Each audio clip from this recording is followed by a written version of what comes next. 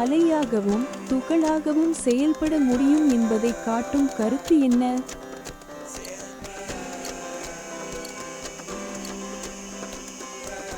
சரியான விடை அலை துகள் இருமை.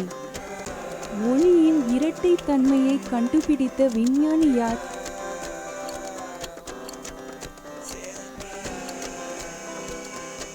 சரியான விடை லூயிஸ் டி ப்ரோக்லி. துகள்களில் அலை போன்ற நடத்தைக்கு உதாரணம் என்ன?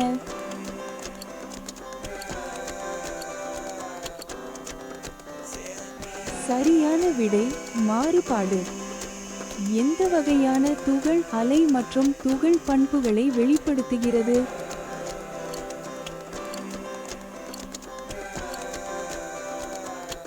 சரியான விடை எலக்ட்ரான். துகள்கள் வெவ்வேறு நேரங்களில் அல்லது வெவ்வேறு நிலைகளில் அலை போன்ற மற்றும் துகள் போன்ற நடத்தையை வெளிப்படுத்தும் ஒரு நிகழ்வின் சொல் என்ன?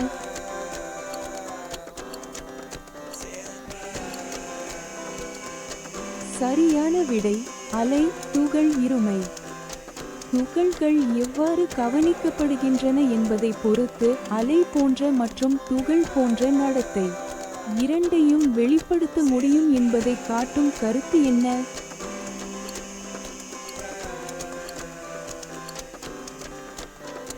சரியான விடை பார்வையாளர் விளைவு. துகள்கள் நேரடியாக கவனிக்கப்படாத போது அலை போன்ற பண்புகளை வெளிப்படுத்தும் ஒரு நிகழ்வின் சொல் என்ன? ஆனால் கவனிக்கும் போது துகள் போன்ற நடத்தை.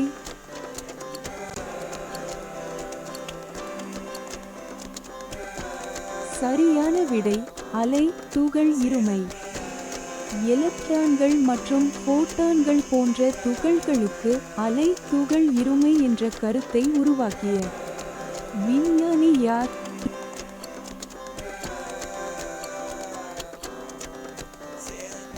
சரியான விடை எர்வின் ஷ்ரோடிங்கர். ஒளியில் துகள் போன்ற நடத்தைக்கு உதாரணம் என்ன?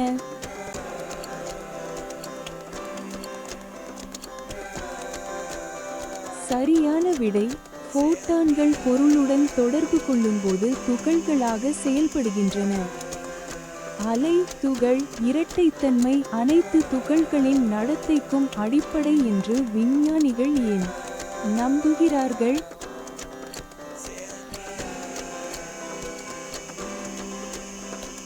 சரியான விடை ஏனெனில் துகள்கள் எவ்வாறு கவனிக்கப்படுகின்றன என்பதை பொறுத்து அலை போன்ற மற்றும் துகள் போன்ற பண்புகளை வெளிப்படுத்த முடியும் என்பதை இது காட்டுகிறது.